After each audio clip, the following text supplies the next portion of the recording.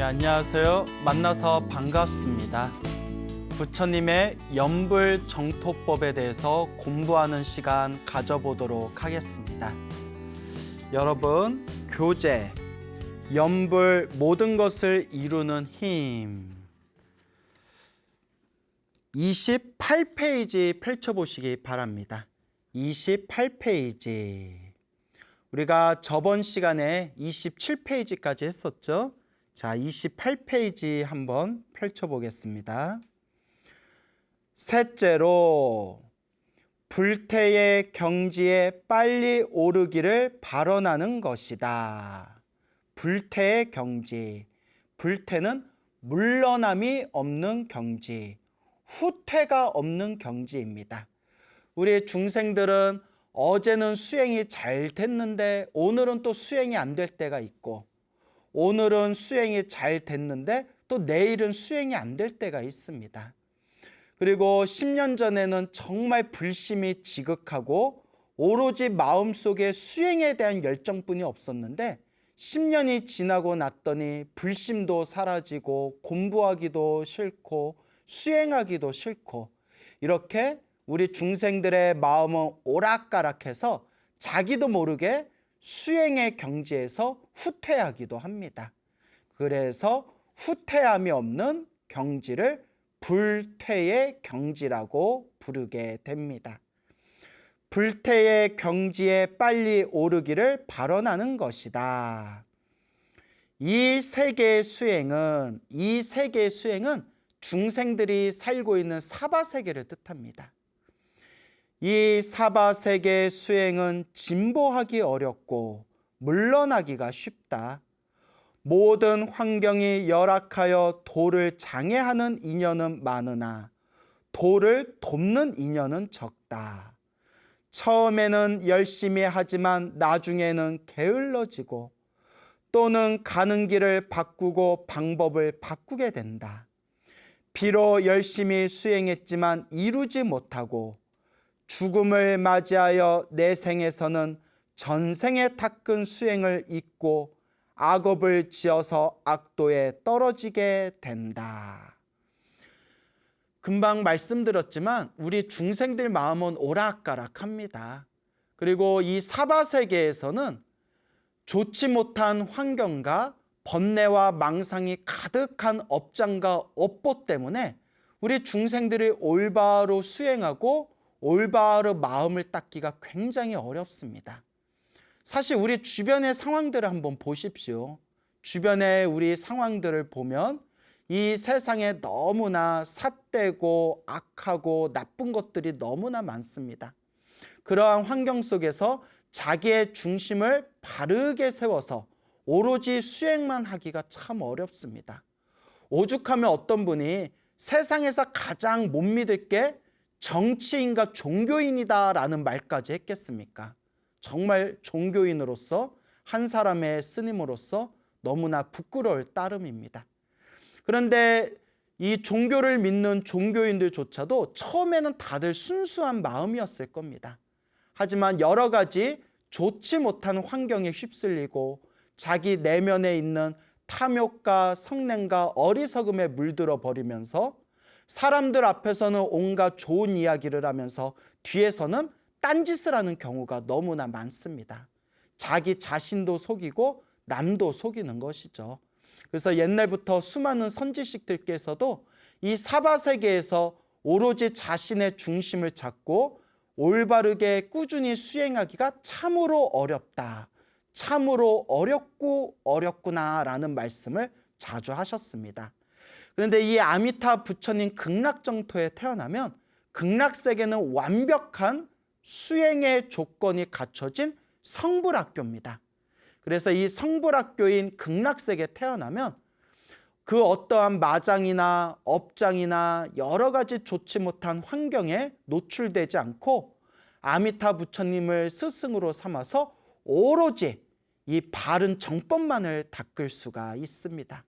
그래서 역대 수많은 선지식들께서 목숨이 다한 뒤에 반드시 아미타 극락세계에 태어나기를 바라나라 라는 말씀을 자주 하셨던 겁니다. 그리고 또 우리 불교의 설화들을 살펴보면 이번 생에 수행을 열심히 했는데도 다음 생에 몸을 잘못 태어나는 경우가 있습니다.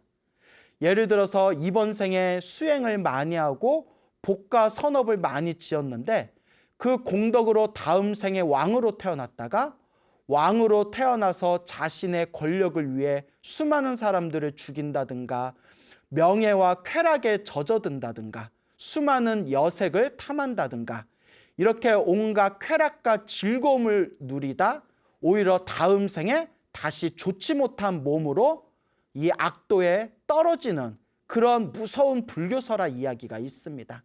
그래서 어떤 분들은 이번 생에 수행을 잘하면 다음 생에 알아서 좋은 몸을 받겠지라고 생각할 수 있겠지만 항상 제가 여러분들께 드리는 말씀, 방심하면 한 방에 훅 간다. 설사 이번 생에 복을 많이 지어서 다음 생에 좋은 몸을 받았다 하더라도 그 복에 취해서 그 복을 누리기만 하다가 오히려 복을 다 까먹고 그 다음 생에 나쁜 세상에 타락해서 떨어지는 경우가 불교 설화를 보면 자주 찾아볼 수 있다. 이렇게 우리가 마음으로 경계하는 그런 자기 자신을 항상 꾸짖는 마음이 필요합니다.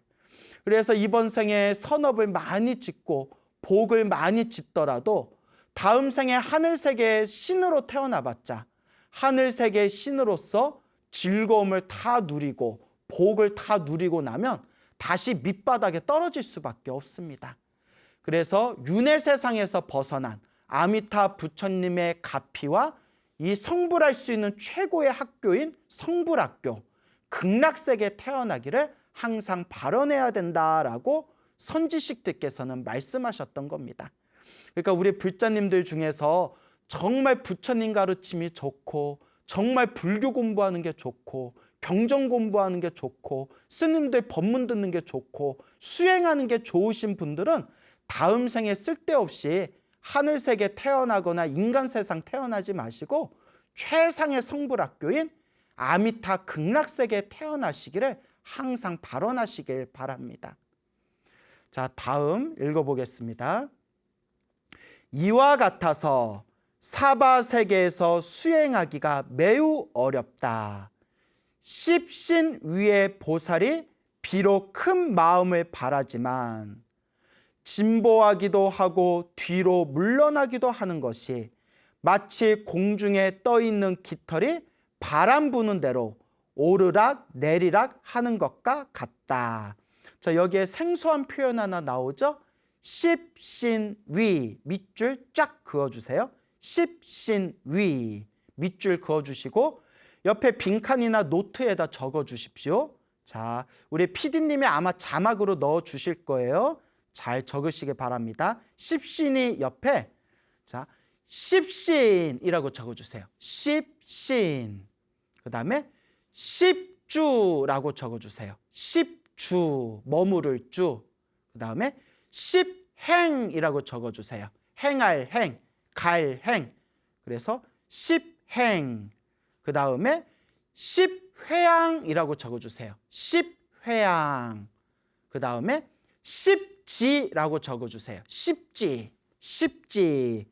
모두 5번을 적으셨죠? 십신, 그 다음에 십주, 십행, 십회양, 그리고 마지막이 십지. 그러니까 10이라는 단어가 몇 번 나왔죠? 5번 나왔죠. 그래서 50단계입니다. 50단계.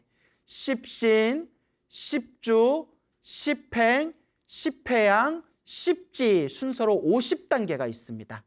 그래서 이 50단계를 단계 계단 오르듯이 잘 닦으면 십신, 십주, 십행, 십회양, 십지를 넘어서 등각이라고 합니다. 그래서 밑에다 적어주세요. 등각. 등이라는 것은 같을 등이란 뜻입니다. 비등비등하다. 부처님의 깨달음과 비등비등한 수준을 등각이라고 합니다. 그러니까 거의 부처님 경지에 왔다. 그게 등각입니다. 등, 같을 등, 비등비등하다. 그래서 등각.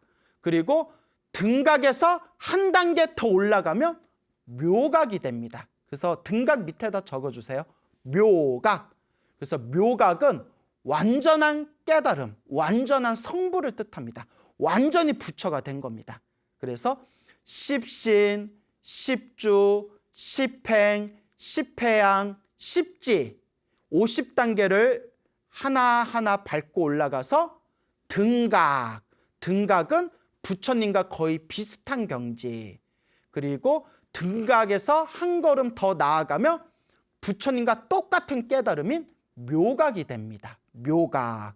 그래서 십신, 십주, 십행, 십회양, 십지 50에다가 등각, 묘각 두 개를 붙이면 몇 단계죠? 52단계죠. 그래서 이 52단계를 중생이 성불하는 52단계, 그래서 52위라고 부릅니다. 52위, 위치할 때 위자입니다. 52단계의 위치. 그래서 여기서 십신위라고 나오죠. 십신위는 중생이 부처가 되는 52단계 중에서 첫 번째 10단계, 10가지의 믿음을 뜻합니다. 10가지의 믿음. 근데 이런 걸 하나하나 설명하면 우리가 진도를 다 나아갈 수가 없습니다.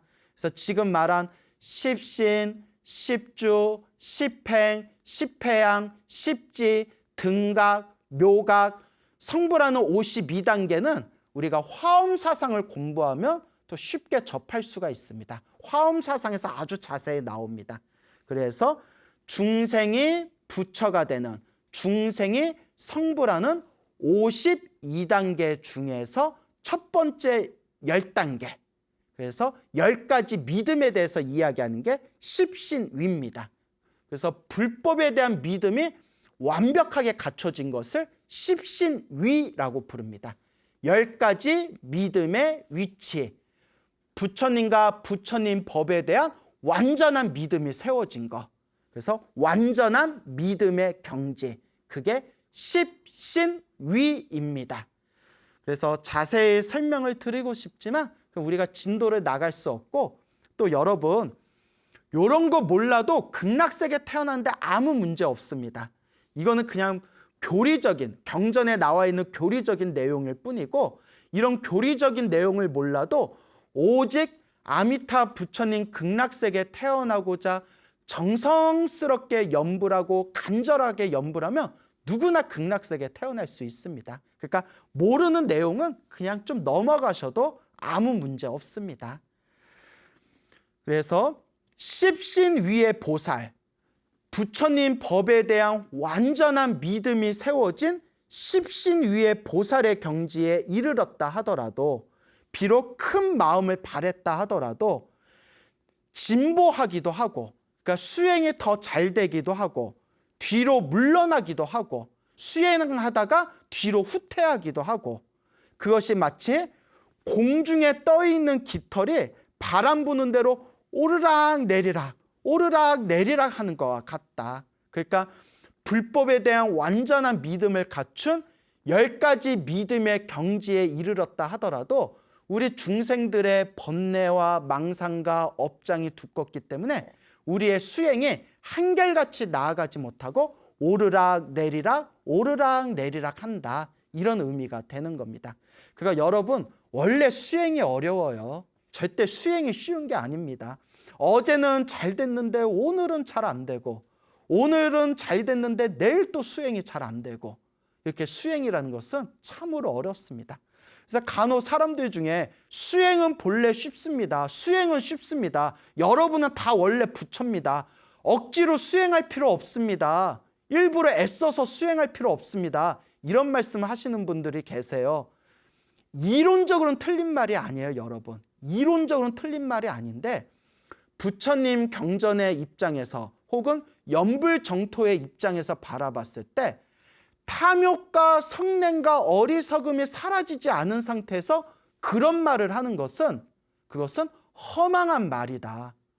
내 탐욕도 없애지 못하고, 내 성냄도 없애지 못하고, 내 어리석음도 없애지 못하고, 탐욕과 성냄과 어리석음이 소멸되지 않은 상태에서 여러분 애쓸 필요 없습니다. 억지로 수행할 필요 없습니다. 여러분들은 원래 부처입니다. 이런 말은 굉장히 위험스러운 말이 될 수가 있습니다. 여러분, 이치로는 맞습니다. 이치로는 맞는데 실제로 수행은 그렇지가 않습니다. 그것은 마치 도둑놈이 몰래 남의 물건을 훔쳐놓고 저는 죄가 없습니다 라고 하는 것 같아요. 그래서 사람들이 너는 왜 죄가 없냐 하니까 도둑질을 했건 안 했건 내 마음은 본래 깨끗하기 때문입니다. 그럼 이게 말이 됩니까? 안 됩니까? 남의 물건 훔쳐놓고 나는 본래 마음이 깨끗한 존재이기 때문에 본래 죄가 없습니다. 이건 말장난입니다, 여러분. 그러면 그 도둑놈을 막 두들겨 패세요. 그 도둑놈이 사람 죽인다, 사람 죽인다. 아니 왜 이렇게 나를 때리십니까? 라고 하면 이렇게 얘기하면 되겠네요. 내가 너를 때리지만 본래 나는 마음이 깨끗하다. 본래 나는 마음이 깨끗할 뿐 때리는 거는 때리는 거고 내 마음은 원래 깨끗해서 나는 죄가 없다. 그러니까 너는 맞아 죽어도 된다. 이게 말이 됩니까? 다 말장난입니다. 탐욕과 성냄과 어리석음이 사라지지 않은 상태에서 나는 본래 깨달은 존재다. 나는 본래 부처다. 우리는 원래 깨달은 존재니까 억지로 수행할 필요 없다.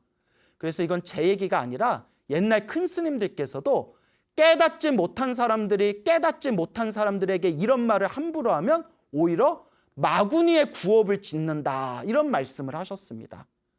적어도 내가 탐욕과 성냄과 어리석음이 다 소멸하고 십신, 십주, 십행, 십회양, 십지, 등각, 묘각 52단계로 훌쩍 넘어서 완전히 마음의 모든 번뇌와 망상이 사라져서 깨달은 분이라면 그런 말할 자격 됩니다. 근데 그런 경지에 이른 분이 이 시대에 몇이나 되겠습니까?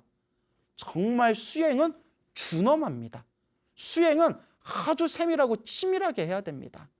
내 마음에 탐진치 삼독이 그대로 남아있는데 사람들한테는 억지로 수행할 필요 없습니다. 우리는 본래 깨끗한 존재입니다. 여러분, 항상 우리가 이 수행 앞에서 겸손해야 된다라는 것을 꼭 명심하시길 바랍니다. 제가 많은 분들에게 이제 이 수행에 대해서 오해하고 계시는 분들이 있는 것 같아서 우려하는 마음으로 드리는 말씀이었습니다.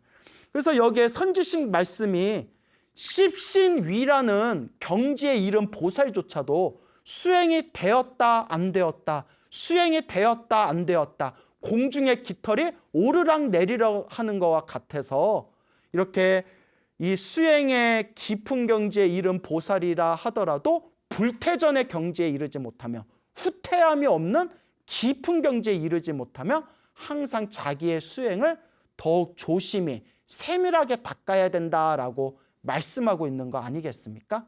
여러분, 수행을 절대 우습게 보지 마십시오. 만약에 수행이 쉬운 거라면 석가모니 부처님께서 보리수 나무 아래에서 온몸이 깡 말라가지고 6년 동안 고행을 하면서 그렇게 수행을 하셨겠습니까? 그렇기 때문에 여러분, 이 수행은 항상 우리가 수행 앞에서는 겸손해야 된다라는 것을 명심하시길 바랍니다. 보살이 1만겁 동안 수행하여야 신심이 만족하고 성근이 성숙하여 비로소 초주에 올라 불태의 지위를 얻게 된다.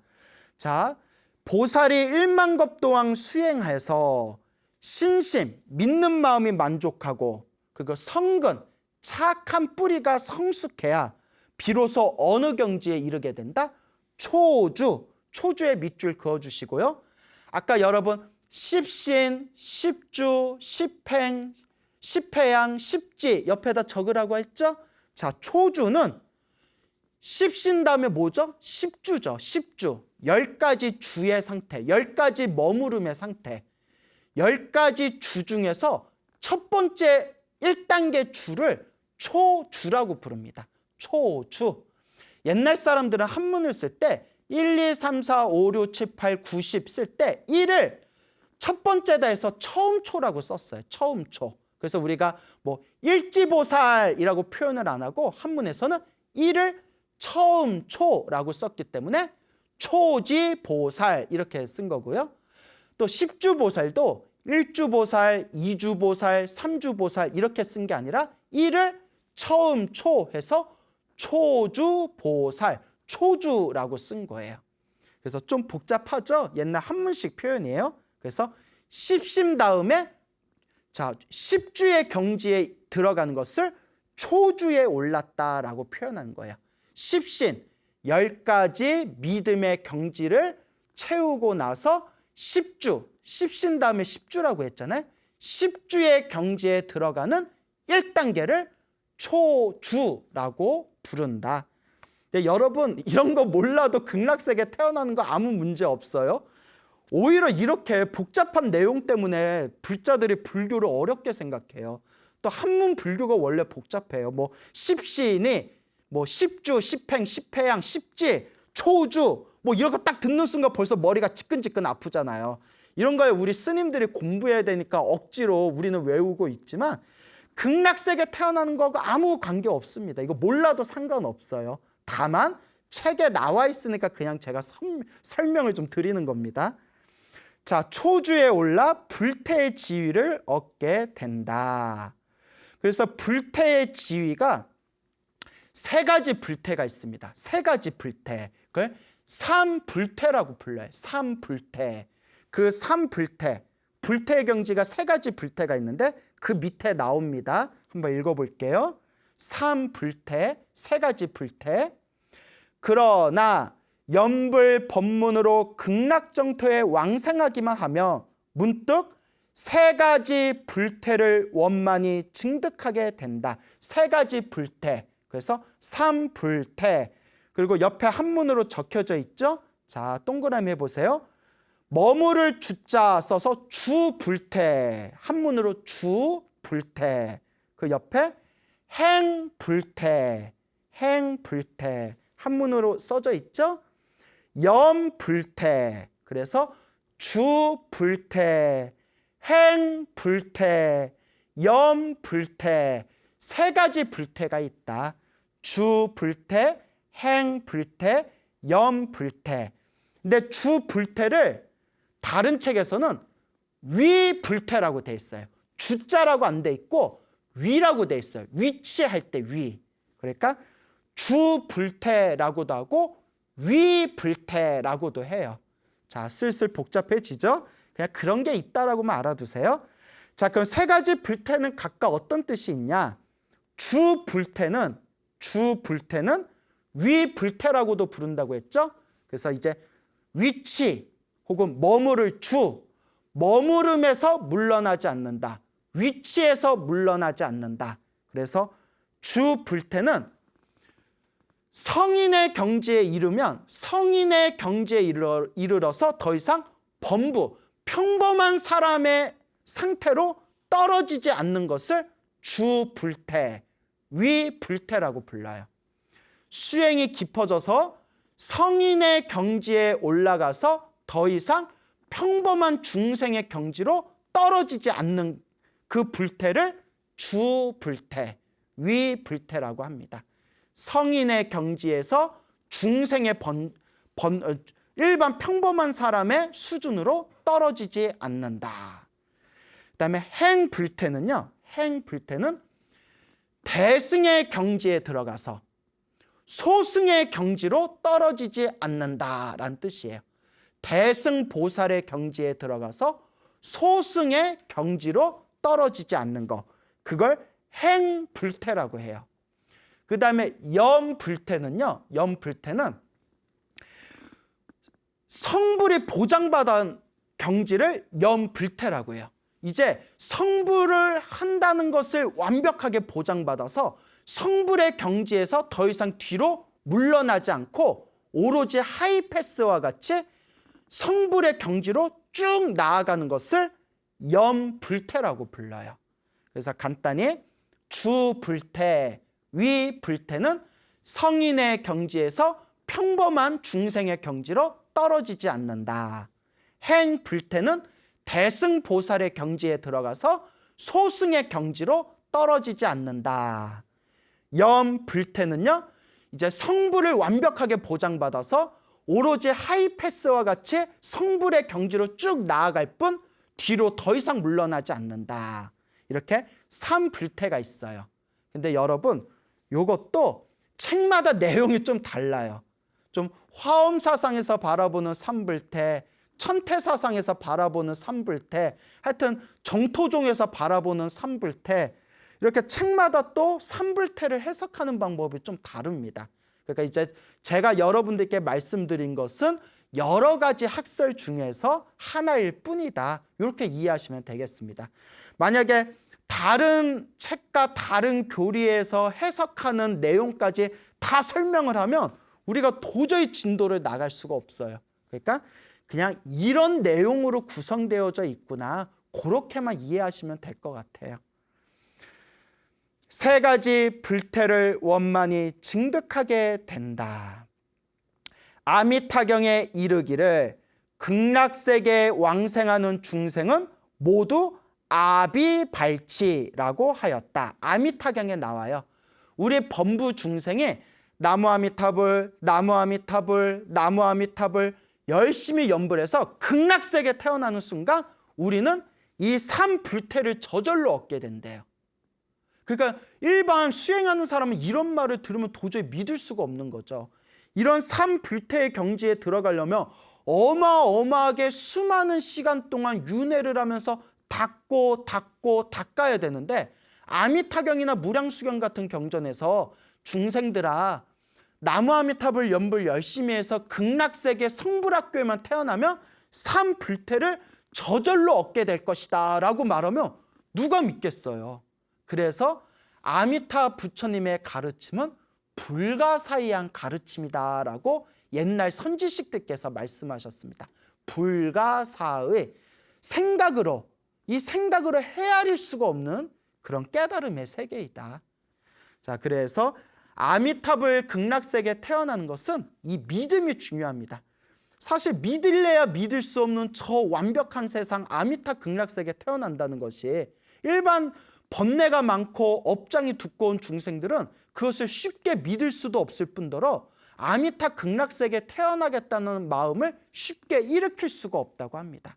그래서 만약 여러분들이 이 방송을 보시면서 아미타 극락세계 너무 좋다, 나도 아미타 극락세계 성불학교에 태어나고 싶다라는 마음으로 연불하시는 분들이 있다면 정말 전생에서부터 착한 뿌리를 많이 심으신 분들이고 정말 전생에서부터 불법을 많이 닦으신 분들이다.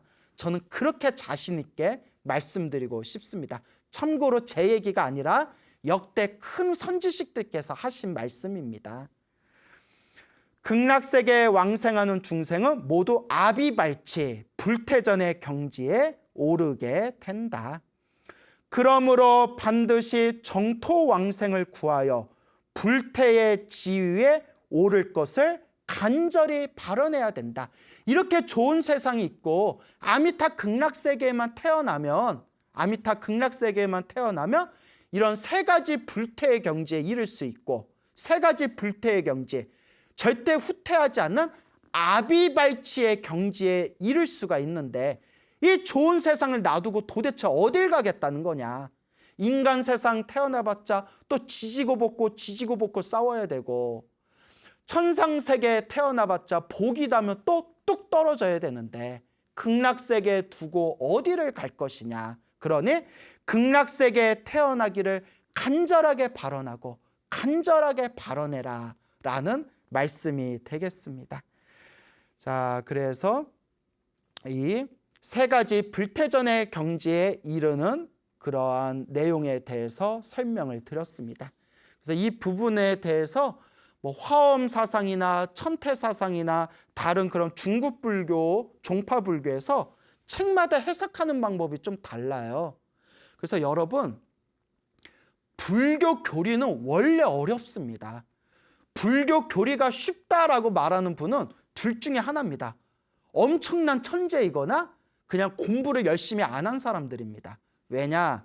인도 불교의 역사만 보더라도 부파불교, 설일체 유부학파의 가르침, 경량부의 가르침, 또 부파불교 이후에 펼쳐진 대승불교 양대산맥인 중간학파, 그리고 유식학파, 중간학파에서도 귀륜농증학파, 자린농증학파, 유식학파에서도 무상유식학파, 유상유식학파, 나중에는 무슨 육아행 중간학파, 경량부 육아행파, 이런 식의 수많은 종파불교마다 여러 가지 학설을 세밀하게 내세우고, 나중에 또 인도 후기 불교에 가면 밀교 사상이 나오는데 밀교 사상도 굉장히 복잡합니다.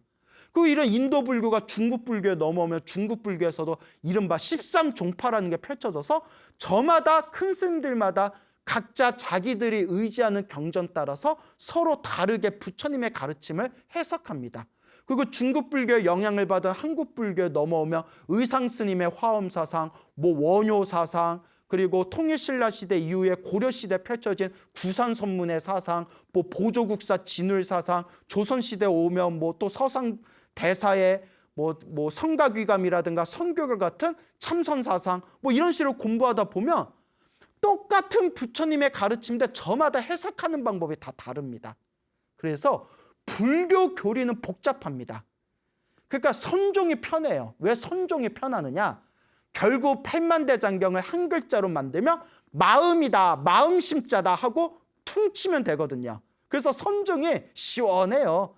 복잡하게 인도 불교의 가르침, 중국 불교 가르침, 한국 불교 가르침 이런 거 따질 필요 없이 팔만대장경 모든 말씀을 한 글자로 모아놓으면 마음심자이다. 마음만 깨치면 그 자리가 부처이다. 얼마나 편하고 쉬워요.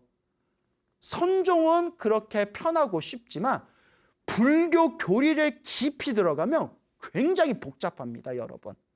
그래서 우리 불자들이 불교 공부를 하면서 느끼는 그런 난감한 상황 중에 하나가 스님, 배우면 배울수록 어려워요 라는 말씀을 하더라고요. 그래서 극락세계에 태어나는 게 장땡이에요. 왜냐? 극락세계에 태어나는 순간 아미타 부처님 성불학교에서 완벽한 조건 속에서 아미타 부처님을 과외 선생으로 모시고 부처님과 관세음보살, 대세지보살님을 선생님으로 모셔서 쪽집게 교육을 받을 수가 있습니다. 제 얘기가 아니라 무량수경에 다 나오는 내용입니다. 그래서 정말 불교 공부하기 좋아하시고 정말 부처님 가르침 공부하기 좋아하시는 분들은 어디 지구에 있는 다른 나라 유학 갈 필요가 없어요. 어디에 태어나는 게 장땡이다? 아미타 부처님 극락세계 성불학교에 태어나는 게 불교 공부하는 가장 좋은 방법이다 라고 명심하시면서 항상 다음 생에는 엉뚱한 곳에 태어나지 마시고 아미타 극락세계 성불학교에 태어나기를 항상 발언하시기 바랍니다.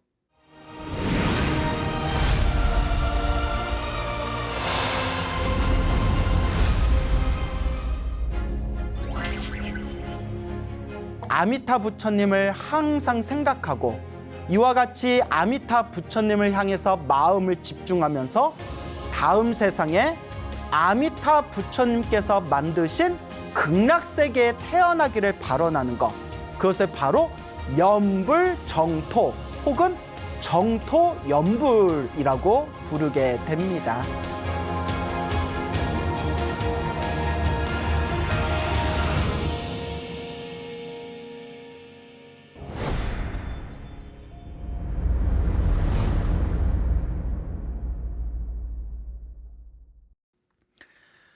(29페이지) 읽어보겠습니다.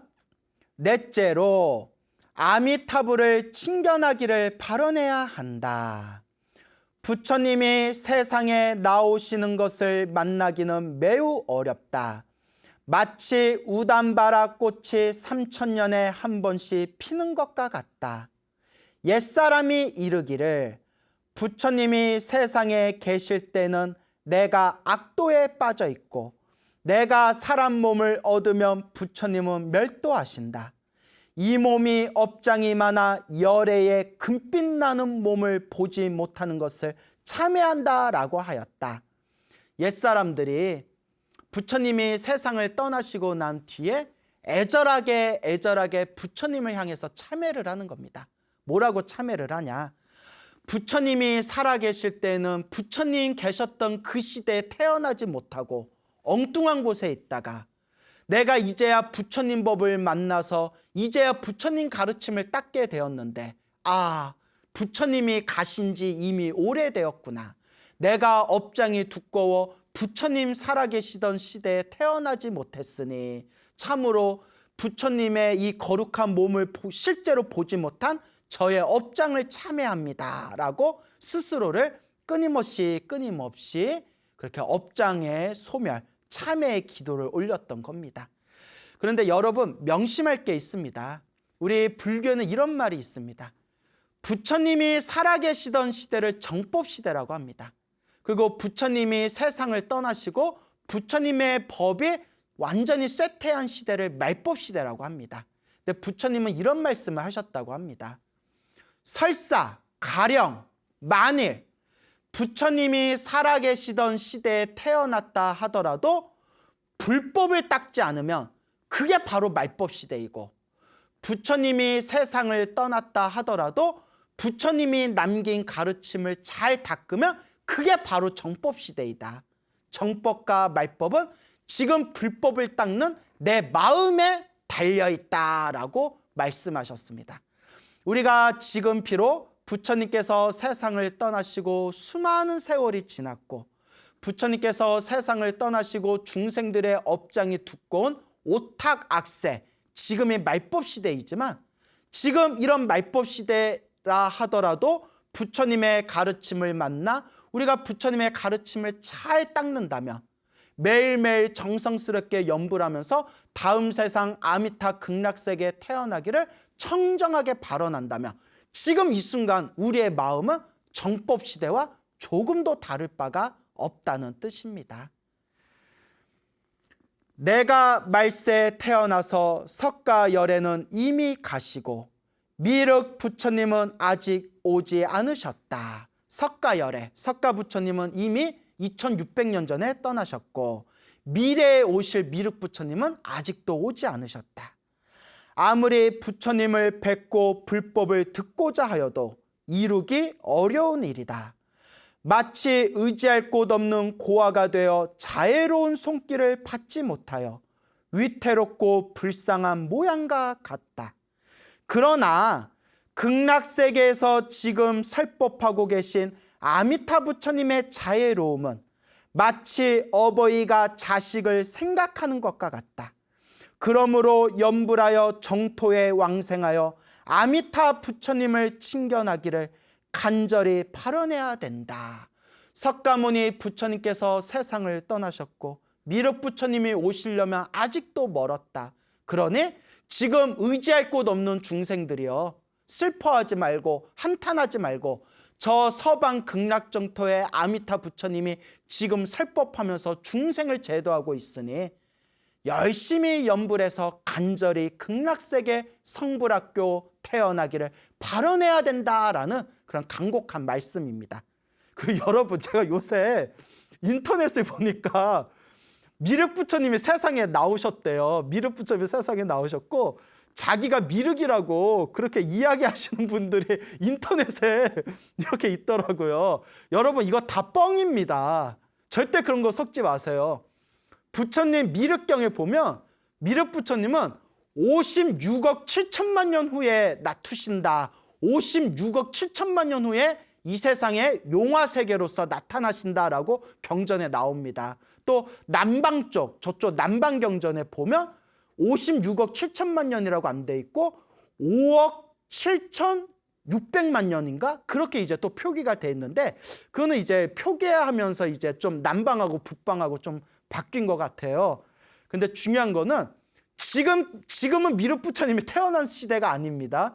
그래서 옛날에 사람들을 현혹시킬 때 내가 미륵이야 하면서 자기가 미륵이라고 해가지고 사람들을 현혹시키던 그런 시대가 있었어요. 그래서 우리 삼국시대에도 궁예라고 있었지 않습니까? 궁예가 나는 미륵이야 하면서 관심법 해가지고 그 옛날 드라마에도 나왔잖아요. 여러분, 이런 거에 절대 속으면 안 됩니다. 미륵 부처님은 우리 북방 한문경전 미륵경에 보면 56억 7천만 년 후에 나타나서요. 56억 7천만 년이면 몇 년 남았나요? 예, 이제 조금만 기다리면 되겠죠? 적어도 지금은 아닙니다. 예, 제가 갑자기 좀 웃음이 나왔네요. 설령 몇 겁이 지난다 하여도 이 발언을 바꾸지 않으며, 그러니까 수많은 시간이 흐른다 하더라도 아미타 극락세계에 태어나기를 바라는 그 간절한 발언을 절대 바꾸지 말라라는 뜻이겠죠. 임종할 때, 목숨이 다할 때 하늘세계 신인 제석천이 나를 도리천에 태어나게 하거나, 대범천왕, 하늘세계 신인 대범천왕이 나를 초선천이라는 하늘세상에 태어나게 한다고 할지라도 결코 그리로 가지 않을 것이다. 아무리 쾌락과 즐거움과 행복이 가득한 청상세계로 나를 데려간다 하더라도 나는 결코 따라가지 않겠다. 왜냐? 천상세계도 윤회에서 벗어나지 못한 세상이다. 오직 아미타 극락세계에 태어나기를 발언할 뿐이다. 하물며 다른 곳은 말할 것도 없다. 하늘세계, 천상세계도 내가 태어나기를 바라지 않는데 이 육도 윤회 중에서 다른 곳은 쳐다볼 필요도 없다. 또한 서방 극락정토에 왕생하기를 발언할 뿐만 아니라 금대를 타고 삼풍상생에 나기를 발언해야 한다. 빨리 부처님을 칭견하고 무생법인을 증득할 것을 서원해야 한다. 금대를 타고 삼풍상생 나기를 발언해야 된다. 금대는 우리가 극락세계에 태어날 때 연꽃에 태어난대요. 연꽃에 태어나는데 연꽃에 태어나는 그 자리를 연화대라고 불러요. 연화대. 그래서 연화대도 살아생전에 얼만큼 연부를 했냐에 따라서 그 태어나는 연화대 등급이 있대요. 그래서 우리가 금메달, 은메달, 동메달이 있듯이 살아생전에 연부를 얼만큼 많이 했냐에 따라서 연화대에 태어날 때 금빛으로 되어 있는 연꽃에 태어나는 사람도 있고, 은빛으로 빛나는 연꽃에 태어나는 사람도 있고, 동으로 되어 있는 연꽃에 태어나는 그런 사람도 있다고 합니다. 그래서 금메달, 은메달, 동메달처럼 살아생전 얼만큼 연부를 정성껏 했냐에 따라서 태어날 때, 연하대 태어날 때 금대에 태어나는 중생도 있고, 은대에 태어나는 중생도 있고, 동대에 태어나는 중생도 있는데, 금대, 가장 좋은 금메달과 같이 금대에 태어나는 가장 좋은 등급이 상풍상생이다. 그래서 우리는 열심히 연부를 간절하게 정성스럽게 해서 상풍상생, 이 금빛 연꽃에 태어나기를 발언해야 된다라는 그런 내용이 되겠습니다.